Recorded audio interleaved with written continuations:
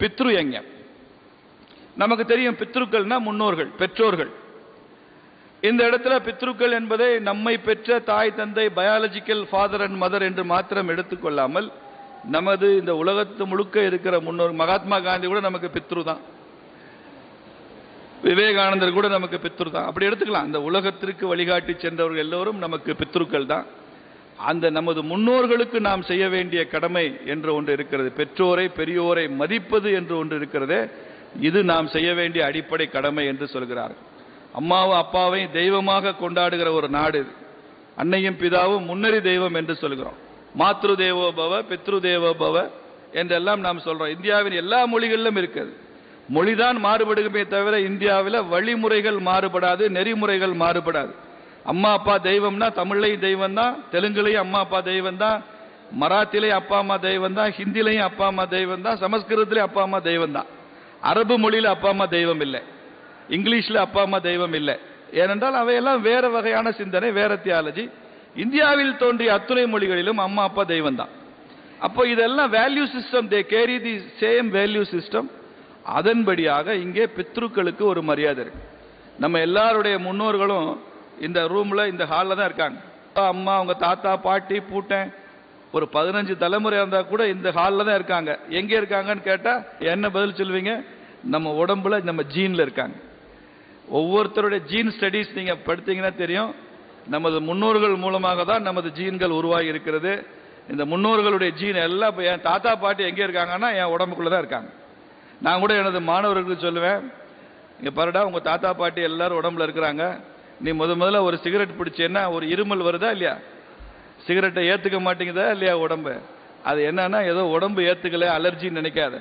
உள்ளுக்குள்ள இருந்து உங்கள் தாத்தா சொல்றாரு, டேய் சிகரெட்டை பிடிக்கக்கூடாது, இதெல்லாம் தப்பு அப்படின்னு சொல்றாரு.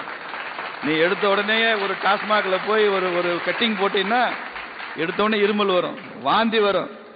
அது என்ன, அந்த உடம்புக்கு சேரல, அலர்ஜின்னு நினைக்காத. உள்ளுக்குள்ள இருந்து உங்க பாட்டி சொல்லுது, நீயாவது குடிச்சு தொலையாம இருடா, அதனால நீ அப்படி குடிக்காதடான்னு பாட்டி சொல்லி உன்னை வாந்தி எடுக்க வைக்குது. அப்படி சொல்லுவேன் நான்.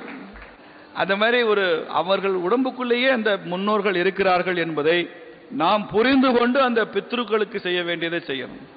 இது வெறும் சடங்காச்சாரம் மாத்திரமல்ல, இறந்து விட்ட முன்னோர்களுக்கு செய்வது மாத்திரமல்ல, உயிருடன் இருக்கிற பெற்றோர்கள் பெரியோர்களுக்கும் நாம் செய்ய வேண்டிய மரியாதையை, சேவையை, அதை செய்ய வேண்டும் என்பதுதான் பித்ருக்களுக்கு செய்கிற காரியம்.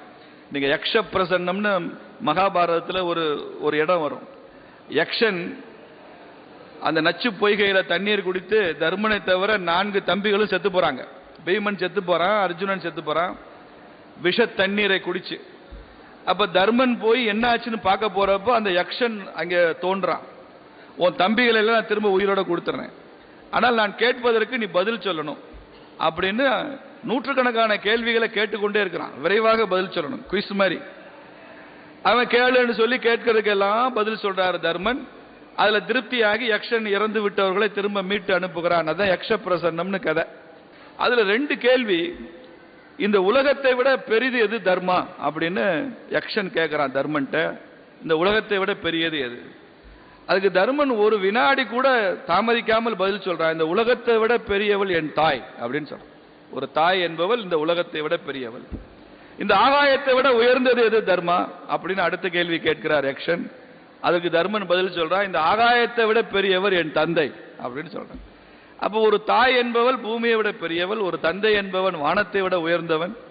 இந்த எண்ணம் நமது பண்பாட்டில், பாரம்பரியத்தில், நமது ஆன்மீக மரபுகளில் இருக்கிறது. இந்திய ஞான மரபுகளில் இந்த எண்ணம் இருக்கு. அதனாலதான் இங்கே பித்ரு யஜ்ஞம் என்பது வலியுறுத்தப்பட்டிருக்கு. உங்களுக்கு தெரியும், ஷாஜஹான் ஒரு முகலாய மன்னன், அவனுடைய மகன் அவுரங்கசீப் ஆட்சிக்கு வந்துட்டு அப்பாவை தூக்கி ஜெயிலில் போட்டான். அது அந்த முகலாய ட்ரெடிஷன், அது நடந்து கொண்டே இருக்கும். அப்பனை கொண்டுட்டு தான் இங்கே ஆட்சிக்கு வருவான், அண்ணன் தம்பியை கொண்டுட்டு தான் இங்கே ஆட்சிக்கு வருவான். அது அந்த கண்ட்ரியோட ட்ரெடிஷன்.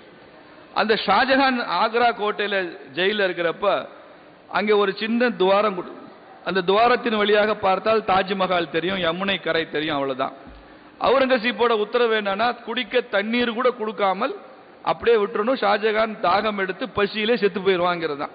கொலை பண்ண வேணாம், அவனா சாகட்டும்.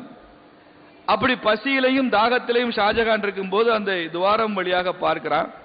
அங்கே யமுனை ஆற்றில் ஒரு அப்பாவும் பையனுமா அந்த தண்ணீரை இறைத்து கொண்டு ஏதோ பிரார்த்தனை செய்து கொண்டிருக்கிறார்கள்.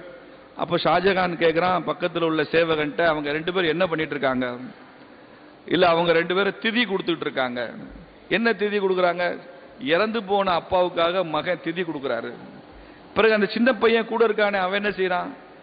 இல்லை, இவன் செத்து போன நாளைக்கு இவன் திதி கொடுக்கணும்ல, அதுக்கு நம்பி அது எப்படி செய்யறதுன்னு மகனையும் கூட வச்சுக்கிட்டு அதை செய்து கொண்டிருக்கிறார்.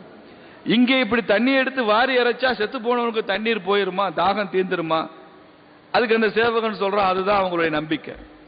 இந்து ஆன்மீகத்தின் நம்பிக்கை இது. ராமாயணத்தில் ஜாபாலி கேட்ட கதை தான். இங்கே செய்கிற விஷயங்கள் தர்ப்பணமாக செல்கிறது என்பதுதான் எங்களது நம்பிக்கை, அதனால செய்கிறார்கள். ஷாஜகான் கண்ணீர் விட்டு அழுதானா. இங்கே உயிரோட இருக்கிற அப்பனுக்கு குடிக்க தண்ணி இல்லாம சாகிறதுக்காக பூட்டி வச்சிருக்கிறான்.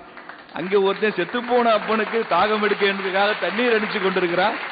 இது என்ன நாடு, இதை புரிந்து கொள்ள முடியவில்லையே என்று வருத்தப்பட்டே செத்து போனானா ஷாஜகான். அப்படி பித்ரு எங்கேயும் வலியுறுத்தப்பட்டிருக்கிறது. நீங்க அந்த போதி கயா, புத்த கயாக்கெல்லாம் போனீங்கன்னா நமக்கெல்லாம் கண்களில் தண்ணீர் வரும் அளவிற்கு அங்கே செய்வாங்க. அப்பாவுக்கு ஒரு பிண்டம் தான் வைப்பான், அம்மாவுக்கு 32 பிண்டம் வைப்பான், தாய்க்கு மாத்திரம் 32 பிண்டம் சொல்லுவான். நீங்க அவன் சொல்வதையெல்லாம் தமிழ்ல மொழிபெயர்த்து புரிந்து கொண்டால் கண்ணீர் வரும்.